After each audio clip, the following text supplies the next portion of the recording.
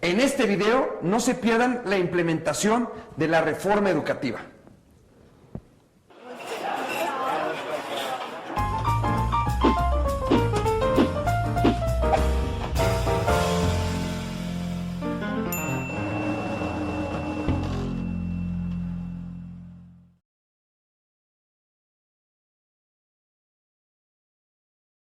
Tuiteros, facebookeros y youtuberos, hola, ¿cómo están? Les habla su amigo Jorge Sotomayor. Hoy, bueno, pues desde las instalaciones del Grupo Parlamentario de Acción Nacional, este programa lo estamos grabando pues en un momento que tuvimos de esparcimiento durante la muy ajetreada reforma energética, y estamos con un muy buen amigo de Nuevo León, de Guadalupe para ser exactos, Poncho Robledo.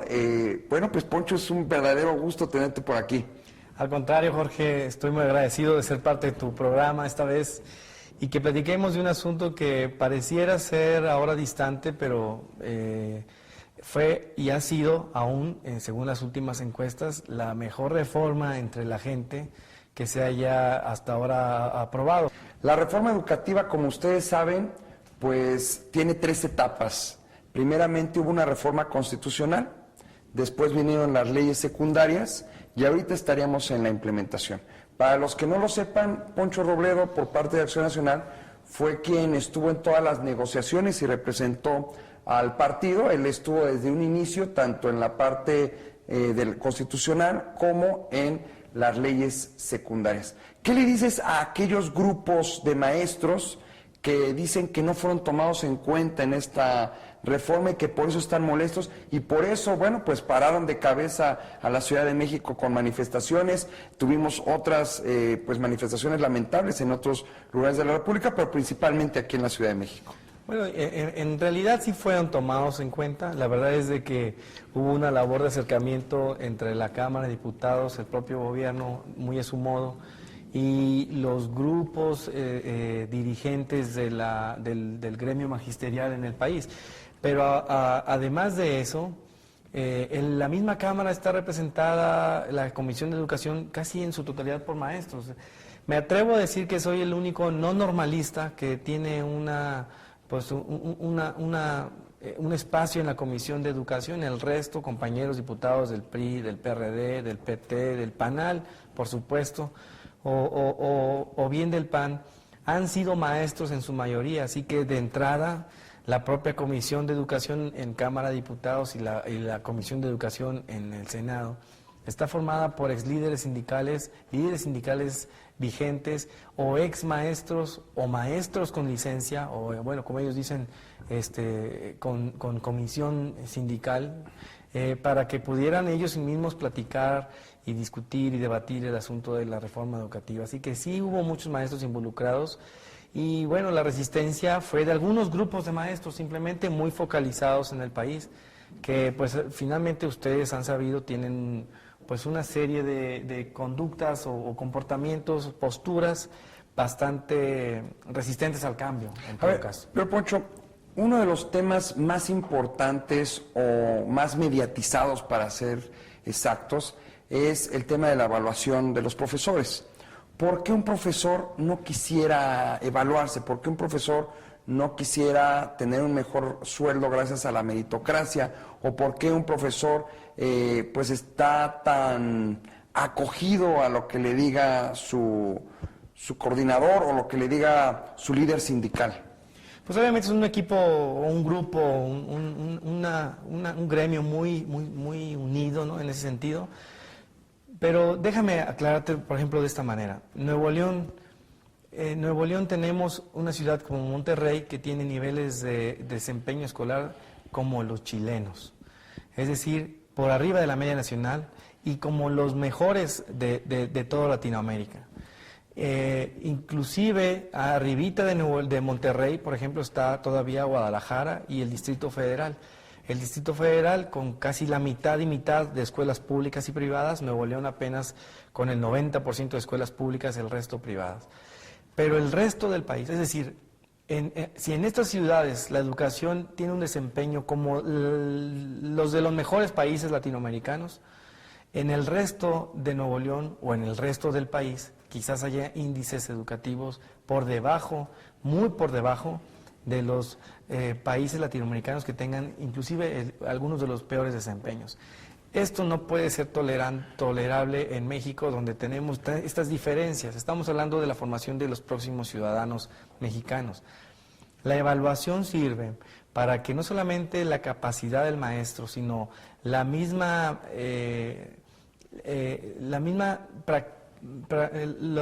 que se le está enseñando a los niños de ahora, a los niños y niñas de ahora, le pueda servir realmente para hacer frente a la vida que finalmente enfrentarán ellos en un par de décadas, cuando ya sean mayores adultos o finalmente adultos plenos. Lo que queremos nosotros es que esta evaluación, que ya tenían índices, que ya tenían algunos sistemas para evaluarse, inclusive, por ejemplo, el sistema de carrera magisterial, pero que estaba amarrada a otro tipo de evaluaciones, como el hecho de saber si un niño podía ser bien calificado o no. El tema de la prueba enlace, que finalmente se ha cancelado, fue ese escándalo donde los maestros le decían a los niños qué preguntas venían en la prueba, o le decían a los niños de menor rendimiento escolar que no fueran ese día, o de plano, hacían lo posible para que los niños salieran bien en ese examen, precisamente porque estaba amarrado el resultado de su grupo con una evaluación magisterial que además le iba a dar un incentivo económico. Esto, por supuesto, pervirtió los resultados. En Nuevo León se llenaban la boca diciendo que teníamos mejores índices educativos que Cuba. Y con todo respeto, quizás en Monterrey, pero en el resto de los municipios no le ganamos a Cuba. Y ojalá fuera así, pero yo se los digo, no le ganamos a Cuba. Pero había trampa en la prueba enlace. La evaluación ahora será hecha por un instituto autónomo de la Secretaría de Educación Pública, que es el Instituto Nacional de Evaluación Educativa, integrado por expertos, que creo que fue algo de lo mejor que nos quedó en esta reforma, que van a evaluar finalmente no solamente las condiciones educativas del educando, sino las condiciones laborales y de infraestructura que permitirían que el educando tuviera un mejor desempeño. O sea que es una evaluación integral, tomando en cuenta el entorno cultural, económico y social de los muchachos, de los niños, y muy interesante de ver, por ejemplo, cómo están implementando esto en Oaxaca, tomando en cuenta las etnias que por allá existen o los grupos indígenas que finalmente tienen otro dialecto, tienen otra costumbre, tienen otra cosmovisión, pero tienen que saber sumar, tienen que saber multiplicar, tienen que saber leer y tienen que entender mucho de lo que es la historia de México y del futuro de México también, y por lo tanto tenemos que enseñarles, pero de acuerdo a cómo ellos interpretan mucho de lo que nosotros vivimos de una manera más occidentalizada, por supuesto. A eso me refiero yo con la evaluación, Jorge. Creo que es positivo, que toda la gente lo observó de buena manera, que muchos maestros están acostumbrados a ella, y solamente en aquellos lugares como Michoacán, para ser más concretos, o como Oaxaca, donde están acostumbrados a ser los mandamases de toda la educación, sin más ni más, simplemente ellos son los que hasta ponen a los secretarios de educación, a los subsecretarios, etcétera, etcétera. Pues por supuesto no les gustó que alguien más viniera a decirles si podían o no ser capaces de seguir siendo un maestro frente al grupo, y que en todo caso pues hubiera otros maestros que ya no tuvieran que hacerle una pleitesía total a estos líderes magisteriales en estas partes de México, sino que fuera su mérito y la capacidad de enseñar lo que los tuviera dentro de un salón, pero además los que les hiciera pues suficientemente capaces de seguir ascendiendo en la carrera magisterial hasta donde ellos quieran, ¿no? Simplemente su meritocracia. Poncho, pues la ley está ahí y ahora estamos con la implementación de la misma. Y como tú lo dijiste hace un momento, Oaxaca y Michoacán, pues son estados donde esta implementación ha sido bastante complicada, donde ya dijeron que no la van a hacer, donde inclusive los maestros tienen que viajar a la Ciudad de México para poder ser evaluados. ¿Qué sigue? ¿Cómo hacer que esta ley verdaderamente se aplique en todo el país? Porque como tú lo dijiste, pues es una reforma que beneficia tanto al educando como a los padres de familia y también a los profesores. Por supuesto. En la implementación, por supuesto que va a ser lo más difícil porque puede haber valores entendidos entre algunos maestros y el gobierno federal. Yo no me chupo el dedo. Pero finalmente la ley está ahí para ser aplicada y para revisar que se aplique. Tenemos, por ejemplo, un artículo 6º en la Ley Federal de Educación, la Ley Nacional de Educación Pública, que dice que finalmente ya, además, por supuesto que está sobreentendido que la educación pública es gratuita, no puede haber cuotas escolares a cambio de inscribir a los niños en las escuelas. Nuevo León tiene la segunda tarifa más, bueno, el segundo monto de dinero que se reúne más grande de todo el país a partir de las cuotas escolares.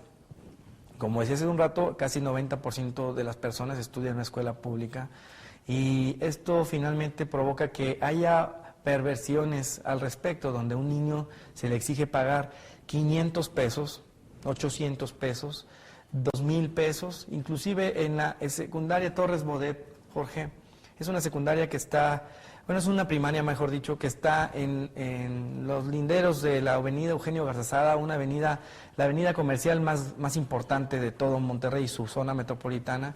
Estamos hablando de una zona de clase media, media alta, donde una escuela pública está cobrando para inscribir a un niño ahí hasta 3,000 pesos. Esto, por supuesto, va en contra de todo lo que hicieron los que finalmente se murieron en la revolución para que todos tuviéramos acceso a la educación y fuera nuestro cerebro el que, siendo pobres, nos iba a sacar adelante porque tenemos acceso a una educación que nos prepara para el mundo. Si tenemos ese tipo de cosas en una colonia de ese tipo, en Monterrey, imagínate lo que está pasando en el resto del país. Quizás ese tipo de implementación no está funcionando bien. Algunos maestros alegan que si no cobran cuotas, entonces ¿con qué van a mantener la escuela? Y ese no es problema del papá. Perdón que lo esté diciendo de esta manera, si es que nos está escuchando algún maestro.